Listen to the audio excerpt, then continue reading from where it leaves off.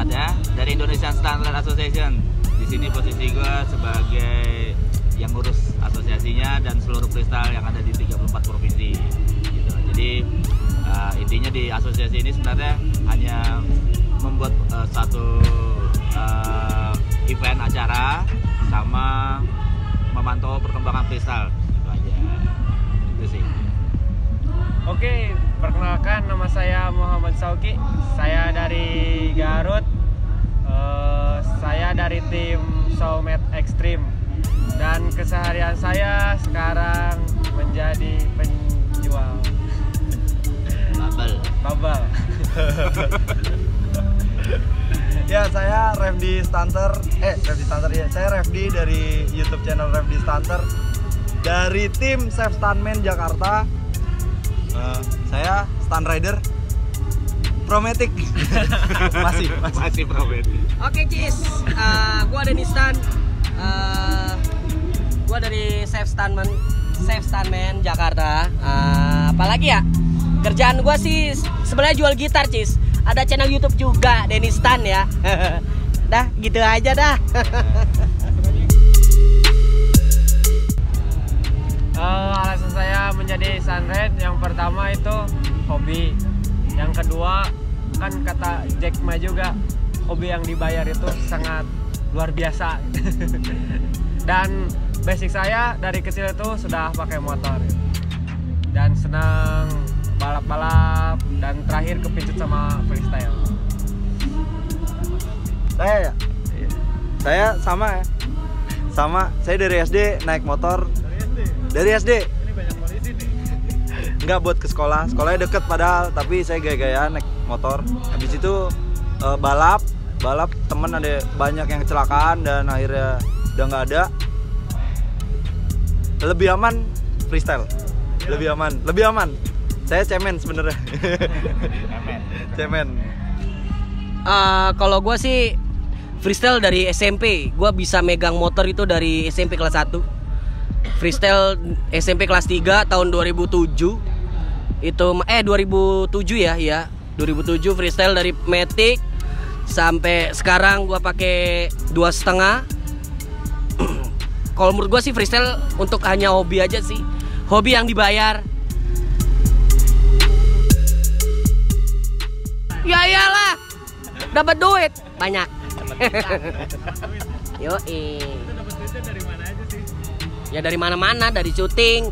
Kadang kalau kita yang di Jakarta syuting, ada event-event kecil, eksibisi kita selalu ikut. Dan kalau gua kompetisi enggak ya? Kompetisi ikut juga lah, iya. Jarang menang.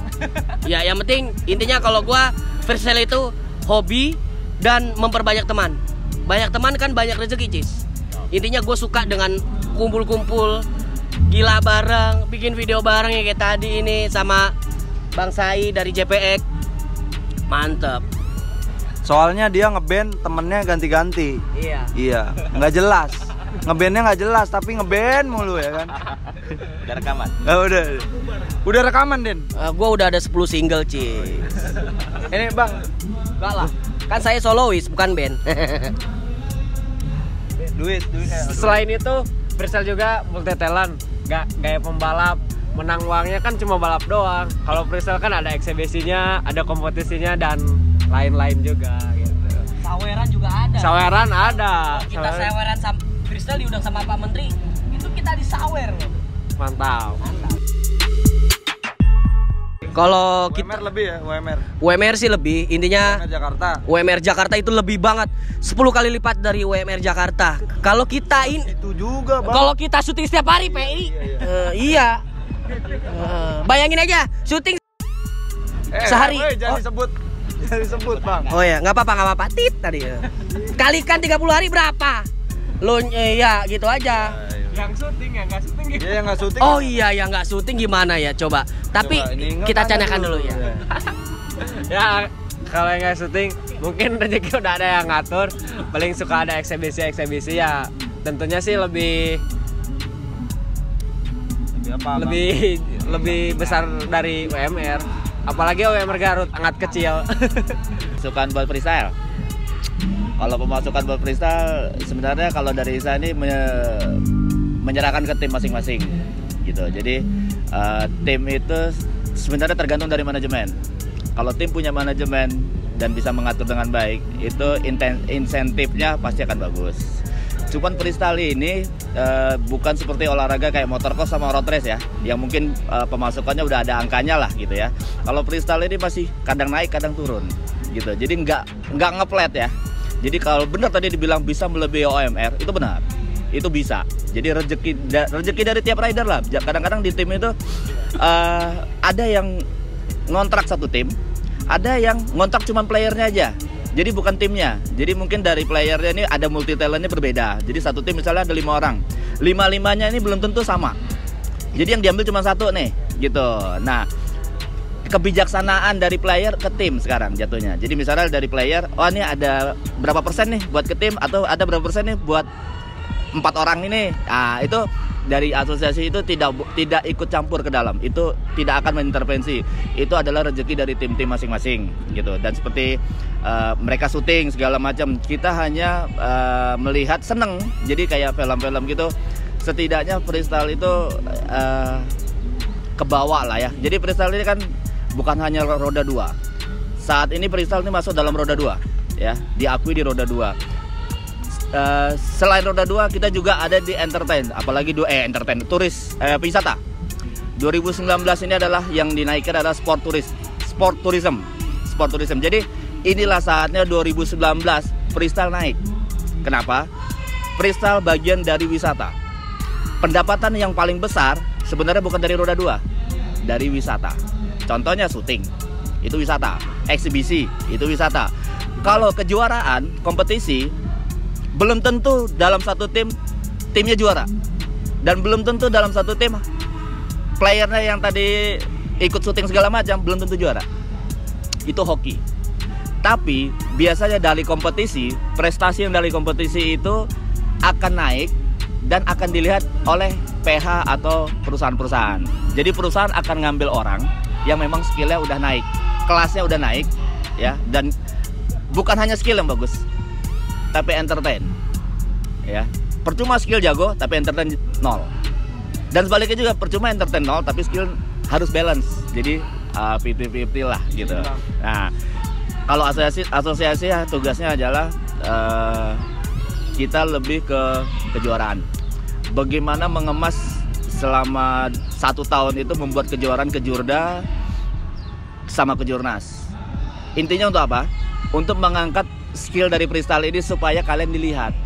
Dan supaya kalian ini angkanya pun tinggi saat kalian dikontrak. Jadi tidak biasanya orang-orang yang mau pakai freestyle nih, nasi bungkus beres gitu. Itu nggak ada lagi gitu loh. Jadi kita berusaha bagaimana ada pemasukan buat pemain. Berapapun angkanya ya, tapi harus ada didapat gitu loh. Jadi tugasnya kita dari asosiasi adalah intinya membuat kejuaraan supaya mereka naik, supaya mereka dilihat ya. Jadi kalau ada instansi masuk ke kita cuma nyerahin ke tim. Jadi misalnya tim Stuntman nih, monggo silakan cari. Nanti kita kasih tunjuk player yang levelnya segini ada di sini. Monggo langsung negosiasi lah gitu loh. Itu aja kalau dari kita dari asosiasi. Jadi kalau bicara insentif itu kembali ke tim masing-masing. Lebih baik di tim itu punya manajemen yang tertata lah ya, tertata. Jadi bisa mengolah dana. Kalaupun nggak ada dana masuk, bagaimana bisa tim ini hidup? Buatlah seperti di Soulmate. Buat apa? Ice bubble. Gitu-gitu loh maksudnya. Jadi jangan hanya main freestyle, tapi bisa jualan atribut, bisa jualan spare part, bisa ngebangun motor, atau ngajar pemain-pemain pemula. Kan ada pemasukan tuh, ya kan? Ada pemasukan kecil, walaupun kecil tapi lumayan. Jadi kalau eksibisi nggak ada, kejuaraan nggak ada, itu harus hidup. Nah itu tinggal tergantung dari tim manajemen masing-masing gitu. Ya, kalau dari kita itu aja. Kita berharap sih semoga 2019 ini freestyle makin maju, freestyle makin besar, dan 2020 kita bisa jauh lebih bagus lah. Tambah gitu. besar. Ya, tambah lebih besar lah. Ya, gitu aja sih. Masa depan stunt ride itu kalau kita itu dia. Karena kita ada di 2 cabang, roda 2 dan wisata. Sebenarnya masa depan Stunride ini bagus. Sebenarnya masa depan Stunride ini bagus gitu ya. Masa depannya bagus. Kalau road race masa depannya memang bagus ya. Tapi jika dia udah pensiun, dia jadi pelatih. Di freestyle umur 50 masih bisa main. Ya, masih bisa main dan masih bisa eksibisi entertain.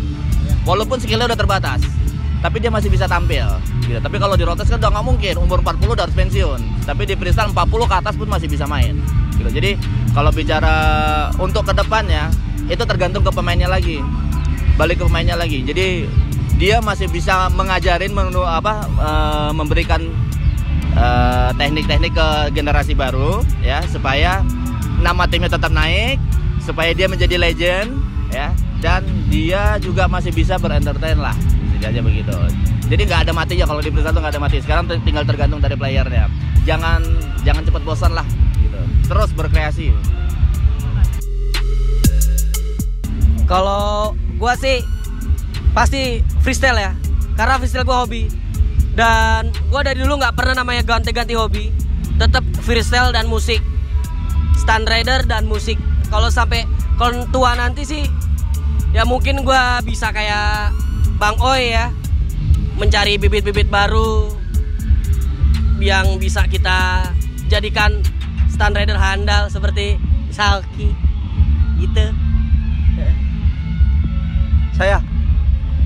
Saya sih ya gitu aja sih. Saya YouTube terus insya Allah mau ya spare part gitu, mau kita kan dagang spare part. YouTube juga, jadinya di hari tua pun kita nggak bakal pusing-pusing lah nyari pendapatan. Amin, karena amin udah Bang. ada dari YouTube. Amin. Ya spare part terus ya. Kalau bisa sih pengen bikin stunt school ya. Tapi kalau misalnya di Jakarta itu agak susah. Susah tempat latihan, Bang. Gimana, Bang? Bentar, Bang. Ya. Lanjut. Apa nih? Latihan ya? Enggak, kalau kita mau bikin stunt school nih, Bang. Tempat latihannya gimana nih? Oke. Stunt school. Jadi problema di Jakarta itu adalah area ya. Mungkin bukan cuma di Jakarta, di daerah juga sama. Pertanyaannya adalah, Bang, susah area. Kita pun ngakuin Jakarta yang segini besar pun area pun semua ada angkanya ya. Mau cuma 5 meter tuh ada angkanya. Nah, inilah kendalanya di Jakarta. Tapi tidak menutup kemungkinan kita, selain kita mencari, bukan hanya mencari untuk buat kejuaraan, tapi juga kita mencari memang lahan dan bekerja sama dengan pihak-pihak instansi lah ya. Bagaimana kita dapat lahan sepanjang ini aja, kita udah bisa berkarya, bisa membuat sesuatu intinya gitu. Jadi untuk latihan stunt school itu terkadang butuh konsep, dan itu jangan udah dapat lapangan cuma latihan doang, harus dikemas supaya di lapangan itu nggak sepi, nggak cuma latihan tapi harus rame. Gimana caranya gitu. Jadi itu mudah-mudahan dalam waktu dekat ini kita bisa dapatkan semuanya, bisa apa yang kita dapat, cuma karena kita sudah bekerja sama dengan Polda, kita sudah bekerja sama dengan Korlantas, dan kita juga sudah dapat pengakuan dari pemerintah ya, dari Menpora sendiri juga sudah mendukung full, sampai beliau sendiri pun akhirnya mengakui ya, betul ya dia, mengakui ternyata Indonesia itu banyak intan yang tidak terlihat, banyak berlian yang tidak terlihat gitu. Jadi kalau dari saya sih gitu aja, dari asosiasi. Jadi teruslah berkarya. Untuk lahan, semoga Jakarta kita bisa sediakan, semoga kita bisa dapat tempat yang tenang, nyaman ya. Walaupun kalau untuk polisi mungkin udah nggak perlu takut lagi, karena semua pihak polisian di Jakarta sudah mendukung dan support. Yang penting kita jangan anarkis, itu aja, oke? Jangan anarkis. Buat kedepannya, buat saya sama kayak Bang Repdi sama Bang Denny, YouTube. Dan buat kedepannya saya ingin membuka stunt shop gitu, terus aparel buat khusus stunt ride.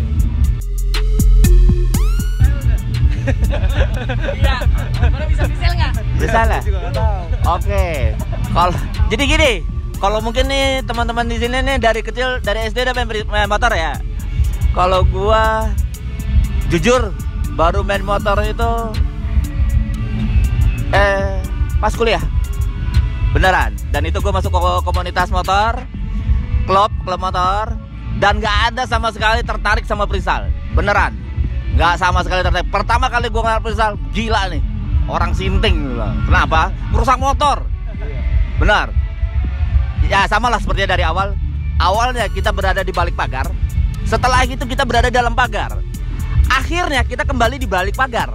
Begitu awalnya kalau di freestyle. Jadi pertama kali gue ngeliat freestyle, gue di belakang pagar dan gue ngoceh aja. Ini olahraga gila dan orang gila gitu. Ngerusak motor bagus-bagus dihancur-hancurin dengan gaya yang gak jelas. Ternyata itu jadi karma. Gue dapat tantangan, dapat challenge. Lo bisa buat atraksi nggak? Gitu. Gue tampilin di TV. Gue buat dengan gaya yang standar habis. Waktu itu di tahun 2006. Wah itu hancur banget deh gayanya dah. Seret sana, seret sini, wheelie-nya juga nggak jelas, gitu kan. Dari situ mulai berkembang-kembang. Gue pikir ini satu tantangan baru, gitu. Jadi gue tuh sukanya tantangan. Kalau gue ditantang, gue jadiin. Jadi akhirnya gue coba band freestyle walaupun dengan gaya-gaya yang hancur lebur lah pokoknya ya, yang baru naik itu terbalik gitu kan. Tapi gue berhasil dengan satu gaya, stopi tok. Setidaknya gue bisa stopi. Dulu stopinya masih tandem coy, ya kan, tahun 2006-2000. Untuk stopi tandem aja butuh 1 tahun. Dan itu nggak bisa sendiri. Setelah gue ngalami jatuh, jungkir balik dan gue berhenti. Challenge gue kedua adalah bagaimana gue membuat satu regulasi, bagaimana gue membuat satu kejuaraan, bagaimana gue membuat suatu wadah. Setidaknya hobi gue yang baru ini, ya, hobi gue yang baru di tahun 2005 ini tidak terlambat lah. Biasanya kan hobi bisa ini ya dari awal ya. Ini hobi baru gue asalnya adalah desainer, desain grafis. Kerjaan gue tinggal, ya. Kalau orang bilang tuh lu bego banget. Dari penghasilan desainnya lu udah gede. Tiba-tiba lo ngambil satu olahraga yang tidak mungkin. Olahraga abnormal gitu, yang penghasilannya nggak ada, nggak jelas gitu loh, ya kan. Lu bangun dari nol, angka nol, nggak punya apa-apa, sampai 10 tahun sampai lu bisa seperti ini. Kenapa? Niat. Ya itu dia. Kalau lu udah niat satu, fokus sama satu, yang jadi basic lu harus tinggalin. Basic gue desain, terpaksa gue harus tinggalin. Gue pilih ini. Memang di desain gue bisa menghasilkan lebih, ya, bisa besar. Di sini gue nggak menghasilkan, tapi kepuasan itu beda. Di desain gue nggak bisa kemana-mana. Di freestyle gue bisa keliling Indonesia. Dalam waktu 3 tahun gue udah keliling Indonesia. Mantap. Berarti challenge gue dari 2006-2007 2000 sampai 2008 tidak butuh waktu lama. Gue udah sampai 27 provinsi. Waktu itu belum ada 34 ya, 27 provinsi. Semuanya gue udah kelilingin gitu. Jadi karena niat dan karena dari desain gue jadi marketing, ya itu anti banget seorang desain jadi seorang marketing, sales marketing untuk bisa ngoceh di depan sponsor. Itu bukannya gue, tapi karena ini harus terpaksa gue menjadi seorang marketing dan gue harus mempresentasikan bagaimana ini bisa jadi berhasil gitu ya. Akhirnya sampai 10 tahun ini walaupun terlambat untuk diakuin pemerintah, setidaknya gue sudah mentancapkan kalau freestyle Indonesia adalah yang terbaik di Asia, dan 2020 gue akan buat freestyle Asia di Indonesia. Gokil kan? Itu buat apa? Buat mereka, bukan buat Isanya. Buat mereka. Isa itu, nah untuk diketahui, Isa itu hanya sebagai lambang, ya, hanya sebagai lambang background, ya. Intinya sekarang adalah di pemerintahnya. Pemerintah kita udah support, wisata kita udah disupport, Menpora kita disupport, Polda, Korlantas sudah disupport. Tinggal apa lagi coba? Apa lagi? Ya kan? Tinggal tergantung kita. Tinggal tergantung kita bagaimana mengemas, bagaimana kita mengkonsep sampai ini freestyle menjadi besar, menjadi wisata yang terbaik. Karena freestyle ini bisa mengantarkan wisata Indonesia keluar. Seperti saat mereka bermain di luar, mereka bukan hanya bawa negara, tapi mereka membawa budaya, gitu. Itu jadinya. Jadi ya doakan aja semoga freestyle Indonesia tetap nggak stuck ya. Makin naik tinggi. jadiin terbaik di Asia. Itu aja ya. Dan itu pun kalau berhasil bukan karena Isa, karena mereka. Gitu ya. Bukan karena Isa, karena mereka. Kita hanya memfasilitasi, hanya membuat, tapi selanjutnya eksekusinya adalah mereka. Mereka lah yang akan memperkenalkan Indonesia di Asia. Gitu, oke? Cukup kali ya? Ya itu aja dari gua, dari Isa. Tidak banyak panjang lebar segala macam. Ya gue pengen freestyle Indonesia makin besar, jadi yang terbaik di Asia. Semoga kita bisa jadi yang terbaik di dunia juga, diakui semuanya. Dan gue pengen yang juara kejuaraan internasional, ikut kejuaraan internasional, bisa dapat plakat bonus dari pemerintah. Ya. Dan itu gue akan buat. Itu challenge gue yang kelima. Freestyle Indonesia diakui dan dapat bonus, dapat plakat, dapat penghargaan dari Bapak Presiden. Dah, itu aja. Channel gua di YouTube Denystunt, DENNYSTUNT. Temanya musik dan freestyle, ada komedinya juga. Ya, jangan lupa di subscribe ya, Ya, subscribe juga gua. ditonton. Gua Jangan juga. lupa di like, komen, dan subscribe. Refdy Stunter, RFVDY Stunter ya. Situ ada tutorial, vlog di kompetisi, lucu-lucuan, bisa review motor ya udah gitu.